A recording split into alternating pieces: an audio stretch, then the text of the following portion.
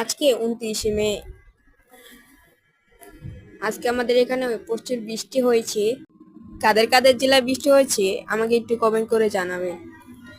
আর প্রচুর বৃষ্টি হয়েছে, আজকে সারাদিন বৃষ্টি হয়েছে। বৃহস্পতিবার আজ অনেক অনেক বৃষ্টি। এই বৃষ্টিতে খুবই ভালো লাগে আমার ছাতা নিয়ে ঘুরতে। মাশাআল্লাহ, আল্লাহর কি কুদরত! খুব সুন্দর, খুব সুন্দর। মাশাআল্লাহ, ওই ডাব গাছটা দেখতে কিন্তু আরো বেশ সুন্দর লাগছে।